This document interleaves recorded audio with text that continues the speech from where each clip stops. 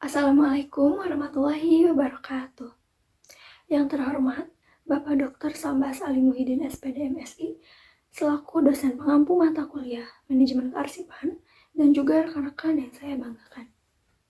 Pada kesempatan kali ini, kami dari kelompok 2 akan mempresentasikan hasil observasi kami di Klinik Pratama Amalia.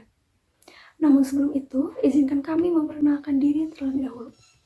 Perkenalkan, nama saya Alia Novian Rohma dengan NIM 2304323. Saya Resaya Nur Anissa dengan NIM 2305503. Saya Aisyah Alia Rahmi dengan NIM 2305123. Adapun pokok bahasan yang akan kami jelaskan pada presentasi kali ini, yaitu yang pertama ada penelitian terdahulu, yang kedua pengertian arsip, yang ketiga pengertian arsip medis, yang keempat keamanan dan kerahasiaan arsip medis, yang kelima pengelolaan arsip digital, yang keenam urgensi arsip atau RME, yang ketujuh profil klinik Pratama Amalia, yang kedelapan hasil studi lapangan, yang kesembilan pembahasan, dan yang terakhir kesimpulan dan saran. Langsung saja kita masuk kepada pembahasan pertama, yaitu mengenai penelitian terdahulu. Akan ada dua hasil penelitian yang saya jelaskan. Yang pertama yaitu penelitian yang dilakukan oleh Sari et al. Pada tahun 2024 di RSUD Palembang, yang mana prosesnya dimulai dengan penciptaan. Di RSUD Palembang, penciptaan dilakukan saat pasien datang dan melalui aplikasi SIMARS. Yang kedua yaitu distribusi. Distribusi dilakukan setelah pasien melakukan pendaftaran dan staf yang berada di pendaftaran memberitahukan lewat sistem terkait dokumen yang dibutuhkan dan struk pasien dengan nomor yang dibutuhkan tadi akan keluar. Lalu proses pendistribusian dilakukan oleh staf khusus dan menggunakan dua metode, yaitu metode tabung atau pneumatic tube dan metode manual jika rekam medis tersebut tebal. Yang ketiga yaitu penggunaan dilakukan saat pasien kembali datang untuk berobat jalan. Jika rekam medis dipinjam, petugas akan mencatat di buku catatan. Lalu yang keempat ada pemeliharaan dan penyimpanan. Rekam medis akan diberikan kepada staf pengolahan berkas untuk dicek kelengkapannya, dan jika sudah lengkap, berkas tersebut akan dikoding. Setelah itu dikembalikan ke rak penyimpanan. Rak penyimpanan yang digunakan adalah rak terbuka atau magazine filling box. Berbeda dengan berkas rekam medis di instalasi rawat inap yang menggunakan roll opaque dan penyimpanannya sudah dilindungi oleh map. Hal ini dikarenakan berkas rekam medis masih sering digunakan untuk peminjaman. Lalu yang terakhir ada disposisi. Retensi arsip dilakukan bersamaan dengan instansi lain, yaitu per bulan atau 1 bulan sekali, namun untuk pemusnahannya dilakukan 1 tahun sekali. Cara yang digunakan untuk pemusnahan adalah pembuburan. Selanjutnya yaitu penelitian yang dilakukan oleh Hoyrunisa et al. Pada tahun 2022 di RSUD Otista Soreang. Pada dasarnya prosesnya sama, yaitu dimulai dari penciptaan. Penciptaan yang dilakukan di RSUD ini dapat melalui aplikasi Saderek atau bisa datang langsung ke tempat. Penciptaan arsip di RSUD Soreang ini dihasilkan dari 3 layanan kesehatan. Yang pertama rawat inap, rawat jalan, dan IGD. Setelah pasien melakukan pendaftaran, pasien akan mendapatkan nomor rekam medis. Yang kedua yaitu penggunaan. Akses penggunaan arsip dapat digunakan pada kondisi tertentu dan melalui prosedur yang telah ditetapkan. Penggunaan rekam medis di RSUD ini dapat diakses oleh tenaga kesehatan dan pihak luar yang sudah diberikan izin. Lalu peminjaman akan tercatat dalam arsip peminjaman. Yang ketiga yaitu pemeliharaan. Pemeliharaan dilakukan dengan memeriksa kerusakan arsip secara rutin dan retensi arsip yang masa simpannya sudah habis. Selain itu juga melibatkan penjagaan dari masalah eksternal dan internal, seperti pencegahan terjadinya kebakaran dan dipantau melalui CCTV 24 jam.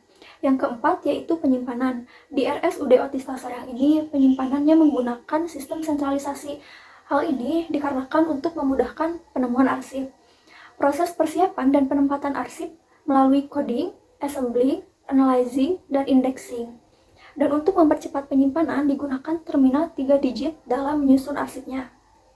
Lalu yang kelima yaitu penyusutan atau disposisi. Terdapat 2 tahap, yaitu yang pertama penyeleksian dilakukan jika pasien sudah tidak berobat lagi selama 5 tahun. Lalu untuk pemusnahan dilakukan setelah daftar arsip inaktif disetujui oleh kepala rekam medis. Pemusnahan dilaksanakan bekerja sama dengan Dinas Kearsipan dan Perpustakaan Kabupaten Bandung. Dilihat dari dua penjelasan tersebut, secara umum proses pengelolaan arsip pada kedua rumah sakit tersebut sama, namun juga terdapat beberapa perbedaan, seperti di RSUD Palembang dijelaskan terkait distribusi yang menggunakan dua metode, yaitu metode tabung dan manual jika rekam medis tebal. Sedangkan di RSUD Otista Soreang tidak dijelaskan terkait proses distribusi. Selain itu juga terdapat perbedaan dalam penyimpanan dan pemeliharaan. Di RSUD Otista Soreang dilengkapi dengan CCTV 24 jam, sedangkan di RSUD Palembang tidak disebutkan terkait penggunaan CCTV. Lalu yang ketiga, proses pemusnahannya juga memiliki perbedaan, yaitu di RSUD Palembang dilakukan 1 tahun sekali, sedangkan di RSUD Otista Soreang dilakukan 5 tahun sekali. Hal ini dibuktikan dengan terakhir kali melakukan pemusnahan, yaitu pada tahun 2021 yang memusnahkan arsip rekam medis tahun 2010 sampai 2015. Selanjutnya, di sini saya akan menjelaskan mengenai pengertian arsip. Menurut Undang-Undang Nomor 43 Tahun 2009 tentang Kearsipan, arsip adalah rekaman kegiatan atau peristiwa dalam berbagai bentuk dan media, sesuai dengan perkembangan teknologi informasi dan komunikasi, yang dibuat dan diterima oleh lembaga negara, pemerintah daerah, lembaga pendidikan, perusahaan, organisasi politik, organisasi kemasyarakatan, maupun perorangan dalam pelaksanaan kehidupan bermasyarakat, berbangsa, dan bernegara. Sedangkan, menurut Del Yang dalam Susanti et al. Tahun 2020, arsip adalah sekumpulan dokumen atau surat yang memiliki potensi untuk digunakan kembali, sehingga perlu disusun secara teratur agar dapat mempengaruhi kecepatan dan kemudahan dalam proses pencarian arsip di kemudian hari. Jadi, dapat disimpulkan bahwasanya arsip merupakan sebuah dokumen yang berisi rekaman kegiatan atau peristiwa yang dibuat secara sengaja untuk disimpan karena mengandung informasi penting. Selanjutnya, ada jenis-jenis arsip. Dalam buku ajar kearsipan yang ditulis oleh Marianata tahun 2023, terdapat dua jenis arsip, yaitu arsip berdasarkan fungsinya dan arsip berdasarkan bentuknya. Arsip berdasarkan fungsinya ini ada dua. Yang pertama yaitu arsip dinamis. Arsip dinamis merupakan arsip yang masih digunakan secara langsung dalam aktivitas sehari-hari oleh pihak yang membuat arsip tersebut. Arsip dinamis ini terbagi menjadi 3 kategori, yaitu arsip aktif, arsip inaktif, dan arsip vital. Yang kedua ada arsip statis. Arsip statis adalah arsip yang sudah tidak lagi digunakan secara langsung, baik untuk keperluan perencanaan kehidupan berbangsa secara umum maupun dalam pengelolaan administrasi pemerintahan. Lalu ada arsip berdasarkan bentuknya. Arsip berdasarkan bentuknya ada dua. Yang pertama ada arsip konvensional atau manual, di mana arsip model ini berupa lembaran, misalnya surat, bukti pembayaran atau kwitansi, faktur, dan lain sebagainya. Yang kedua ada arsip digital atau elektronik, yaitu arsip yang dalam bentuk disket, flash disk, CD, ataupun DVD. Lalu, selanjutnya yaitu pengertian arsip medis. Arsip medis termasuk dalam kategori arsip dinamis karena merupakan arsip vital yang digunakan secara langsung dalam kegiatan pelayanan kesehatan. Di dunia medis maupun kedokteran, arsip ini sering disebut sebagai rekam medis. Rekam medis adalah bagian penting dari administrasi dalam pelayanan kesehatan di rumah sakit. Sama seperti arsip lainnya, rekam medis ini memiliki sifat rahasia karena berisi informasi hasil diagnosis pasien, catatan tindakan medis yang dilakukan oleh tenaga kesehatan dan dokter, serta seluruh aktivitas medis yang dijalani pasien selama proses pengobatan. Lalu ada fungsi arsip medis. Secara umum, arsip rekam medis ini berfungsi antara lain yang pertama yaitu sebagai sumber data khusus yang dapat dimanfaatkan untuk keperluan pendidikan dan penelitian. Yang kedua, yaitu sebagai acuan dalam menentukan jenis perawatan yang tepat bagi pasien.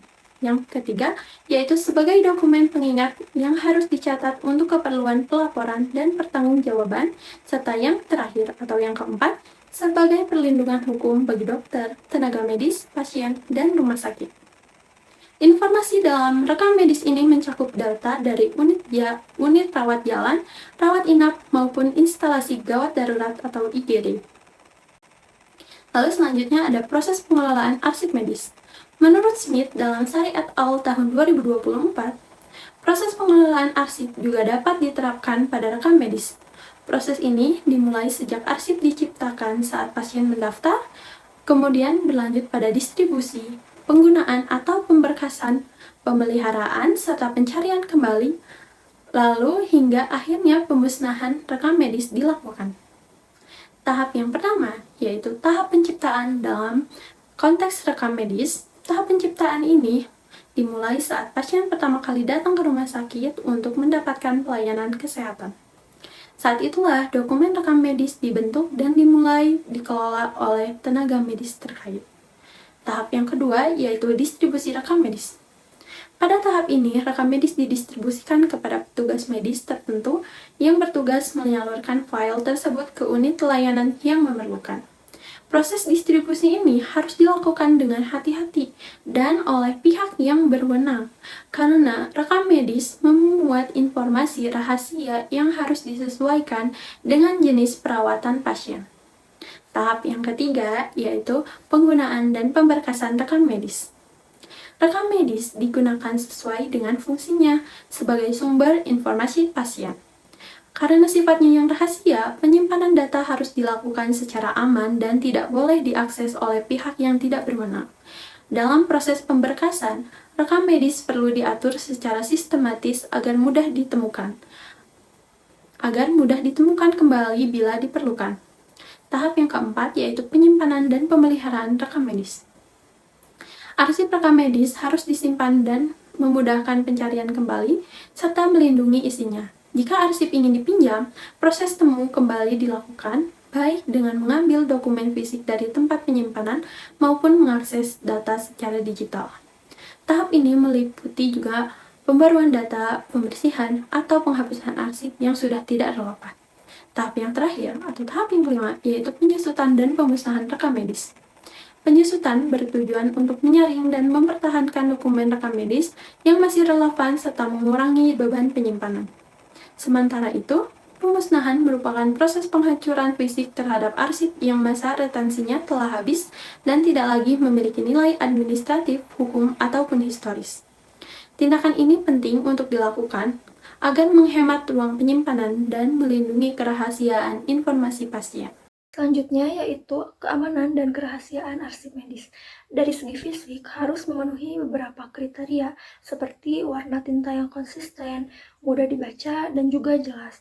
Selain itu, kertas yang digunakan biasanya adalah HVS yang berukuran A4 dan juga memiliki berat 70 gram. Dan map dokumen yang digunakan harus kokoh, biasanya terbuat dari karton. Lalu jika dilihat dari segi ruang penyimpanan, lebih baik ruang arsip itu memiliki tempat tersendiri atau terpisah dari kantor lain, karena arsip bersifat rahasia dan juga agar terhindar dari orang-orang yang tidak memiliki kewenangan masuk ke ruangan arsip. Selain itu, pengaturan suhu ruangan harus disesuaikan agar tidak terjadi kerusakan pada dokumen arsip, seperti kelembapan pada dokumen-dokumen tersebut. Selanjutnya yaitu terkait keamanan dan kerahasiaan arsip medis elektronik, seperti yang dijelaskan oleh Ardianto et al. Dalam penelitiannya pada tahun 2024 yang menunjukkan cara menjaga keamanan data pasien. Dalam sistem arsip medis elektronik harus dilengkapi dengan berbagai perlindungan, seperti verifikasi menggunakan username dan password, dan juga terdapat fitur otomatis keluar setelah 30 detik tidak ada aktivitas dalam aplikasi tersebut. Lalu meskipun terdapat fitur untuk mengubah data, namun perubahan tersebut hanya dapat dilakukan oleh petugas yang berwenang, dan perubahan tersebut harus melalui prosedur yang telah ditentukan. Selain itu juga, sistem verifikasi menggunakan tanda tangan elektronik, biasanya menggunakan tanda tangan dokter, namun untuk pasien masih menggunakan tanda tangan manual. Dengan langkah-langkah ini dapat membantu memastikan bahwa sistem rekam medis elektronik dapat melindungi kerahasiaan dan keutuhan data pasien dengan baik. Sebelum masuk ke poin-poin yang ada di PowerPoint, aku akan menjelaskan sedikit mengenai kegiatan utama dari proses pengelolaan arsip digital. Yang pertama adalah penyimpanan arsipnya, yang kedua itu penemuan kembali arsipnya. Nah, penyimpanan dari arsip digital ini tuh membutuhkan alih media. Karena dimana dulunya tuh arsip itu bentuknya arsip manual gitu, ada bentuk fisiknya, maka ada alih media. Alih media ini maksudnya adalah pemindahan dari arsip bentuk fisik ke arsip digital dengan bantuan alat pemindai ataupun scanner. Tujuan proses ini tuh untuk menyelamatkan fisik serta informasi arsip fisik, serta mempermudah akses dan pelestarian arsip untuk jangka panjang. Ini pun dijelaskan dari Peraturan Pemerintah Nomor 28 Tahun 2012 Pasal 40 mengenai alih media yang merupakan cara ataupun kegiatan pemeliharaan arsip dinamis dengan dua tujuan, yaitu mempercepat layanan akses terhadap arsip, baik yang aktif maupun yang inaktif. Poin kedua itu untuk melestarikan arsip, terutama arsip statis yang memiliki nilai sejarah yang panjang. Nah, di sini kita langsung balik lagi ke poin-poin yang ada di PowerPoint. Penyimpanannya itu dan tahapannya itu kayak gimana sih? Nah, tahapan yang dilakukan dari alih media itu yang pertama, menyiapkan surat ataupun naskah dinas yang akan dialih media. Kita siapkan terlebih dahulu, lalu yang kedua melakukan scanning terhadap naskah ataupun surat yang sudah kita siapkan sebelumnya. Selanjutnya, kita membuat folder-folder di komputer sebagai tempat penyimpanan dari dokumen yang kita sudah scan tadi. Setelah itu, membuat hyperlink yang menghubungkan daftar arsip dengan file hasil scan untuk mempermudah akses. Yang kelima, menyusun kelengkapan administrasi dari alih media yang meliputi pertama ada surat keputusan tim alih media, yang kedua ada berita acara persetujuan alih media, yang ketiga ada berita acara legalisasi alih media, dan yang selanjutnya ada daftar arsip usul alih media. Selanjutnya juga ada daftar arsip alih media. Setelah itu, tahapan dari penemuan kembali arsip digital dilakukan sebagai berikut. Yang pertama, kita dapat menyiapkan perangkat komputer yang merupakan tempat dari penyimpanan arsip digital. Lalu kita membuka folder daftar arsip sesuai dengan file yang dibutuhkan. Dan yang selanjutnya, kita melakukan pencarian file arsip dari daftar tersebut dan mengakses file arsip melalui hyperlink yang telah disediakan sebelumnya. Selanjutnya, jika dibutuhkan kita bisa mencetak arsip. Nah, melalui sistemasi kegiatan ini, pengelolaan arsip dilakukan secara efektif dan efisien untuk mendukung pelayanan informasi dalam institusi secara lebih cepat, akurat, dan juga terorganisir. Arsip atau rekam medis elektronik. Urgensi penggunaan rekam medis digital juga diperkuat dengan regulasi yang ada. Dijelaskan dalam Undang-Undang Republik Indonesia Nomor 29 Tahun 2004 tentang praktik kedokteran, disebutkan bahwa setiap dokter maupun dokter gigi wajib menyusun dan mengisi rekam medis setelah memberikan layanan kepada pasien. Juga, regulasi diperkuat oleh Undang-Undang Nomor 36 Tahun 2009 tentang kesehatan. Dijelaskan bahwa setiap individu berhak mendapatkan informasi tentang kondisi kesehatannya, termasuk tindakan dan pengobatan yang akan atau telah dilakukan. Nah, hal ini menunjukkan bahwa akses terhadap data kesehatan yang akurat dan tersimpan dengan baik adalah hak pasien sekaligus tanggung jawab dari institusi kesehatan. Oleh karena itu, rekam medis elektronik ataupun arsip elektronik dibutuhkan untuk menyesuaikan kondisi arsip saat ini yang sudah menggunakan praktek digital dan juga memperkuat pelayanan. Baik, ini merupakan profil dari klinik yang kami datangi saat observasi dengan nama Klinik Pratama Amalia.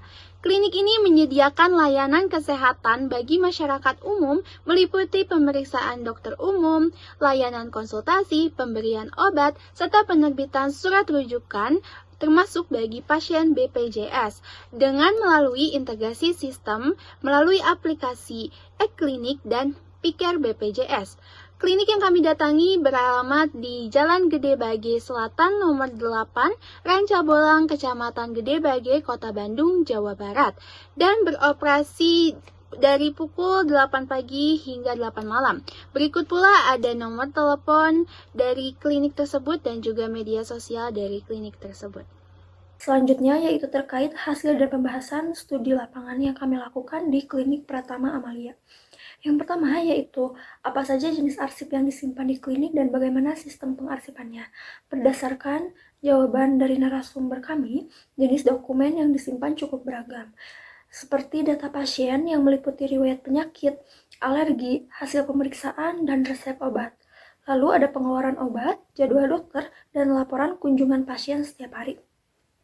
Terkait sistem pengarsipan yang digunakan pada Klinik Pratama Amalia ini sudah menggunakan sistem elektronik, yaitu menggunakan aplikasi e-klinik yang di dalamnya sudah terintegrasi dimulai dari pendaftaran hingga pembuatan surat rujukan. Aplikasi ini juga memudahkan petugas dalam menginput atau memasukkan data. Yang kedua yaitu apa saja alat arsip yang digunakan di Klinik Pratama Amalia. Alat arsip yang digunakan di klinik ini yaitu aplikasi e-klinik yang sebelumnya sudah dijelaskan. Namun selain itu ada juga aplikasi lain khusus untuk BPJS yaitu aplikasi Piker. E-klinik digunakan untuk mencatat seluruh proses mulai dari pendaftaran hingga pelaporan harian, sedangkan Piker digunakan untuk memfasilitasi pengelolaan pasien BPJS. Yang ketiga yaitu bagaimana prosedur pengarsipan data pasien di Klinik Pratama Amalia. Prosedur pengarsipan data dimulai dari pendaftaran. Pasien melakukan pendaftaran melalui aplikasi e-klinik atau Piker, lalu pasien melakukan verifikasi data.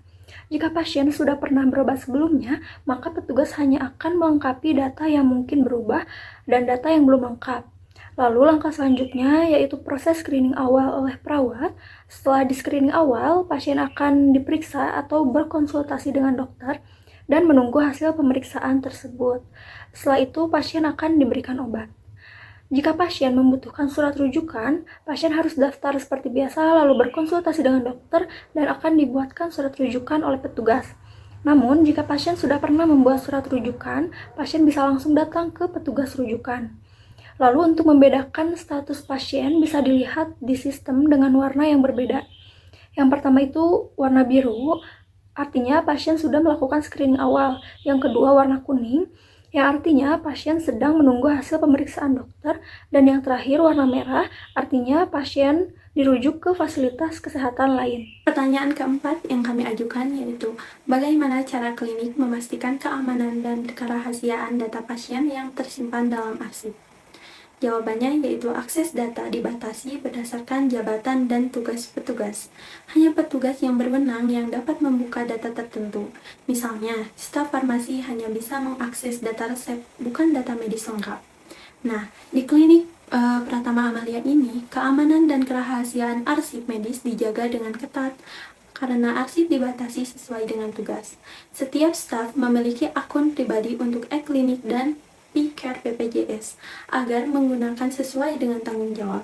Bila terjadi masalah, petugas arsip akan menanganinya atau mengkoordinasi dengan tim IT jika perlu. Semua petugas mendapat pelatihan khusus tentang pengelolaan arsip dan pentingnya menjaga kerahasiaan data sesuai kebijakan klinik yang ketat. Pertanyaan kelima yaitu bagaimana klinik menangani arsip yang sudah kadaluarsa atau tidak relevan lagi. Nah, arsip digital ini dapat dihapus melalui sistem setelah 10 tahun. Namun, untuk arsip fisik seperti arsip umum dimusnahkan setelah 5 tahun dan arsip resep dimusnahkan setelah 3 tahun. Nah, pemusnahan dilakukan secara ketat dan diawasi oleh petugas khusus untuk menjaga keamanan data. Di aplikasi e-klinik dan Piker, petugas akan menghapus data pasien yang sudah sembuh, riwayat obat, dan catatan lainnya yang tidak lagi diperlukan. Sedangkan, arsip fisik dikumpulkan, dicatat, lalu dibawa ke lokasi pemusnahan yang telah ditentukan. Selain itu, sebelum dimusnahkan, semua arsip diperiksa ulang untuk memastikan tidak ada data penting yang terhapus secara keliru. Pertanyaan keenam, yaitu apa kebijakan atau prosedur yang diterapkan untuk menghancurkan arsip medis yang sudah tidak lagi digunakan di klinik. Jawabannya yaitu arsip dicek secara rutin setiap 2 minggu sekali oleh petugas arsip. Arsip fisik dimusnahkan sesuai dengan masa simpan. Arsip digital dihapus melalui sistem oleh petugas yang berwenang. Nah, di klinik pertama Amalia secara rutin memberikan pelatihan kepada petugas arsip yang difasilitasi langsung oleh penyedia aplikasi e-klinik, terutama saat ada pembaruan sistem. Pelatihan mencakup cara input data pasien, pengelolaan resep, pengarsipan hasil pemeriksaan, hingga penerbitan surat rujukan, serta pemahaman tentang hak akses berdasarkan jabatan atau tugas masing-masing. Misalnya, hanya dokter dan perawat yang dapat melihat riwayat medis lengkap pasien, sementara bagian farmasi hanya bisa mengakses data resep. Langkah ini dilakukan untuk meningkatkan efisiensi kerja sekaligus menjaga kerahasiaan data medis sesuai dengan standar keamanan informasi digital, sebagai bentuk komitmen klinik terhadap profesionalisme dan mutu pengelolaan arsip. Pertanyaan selanjutnya yaitu apa yang dilakukan untuk memastikan petugas klinik terlatih dengan baik dalam pengelolaan arsip medis.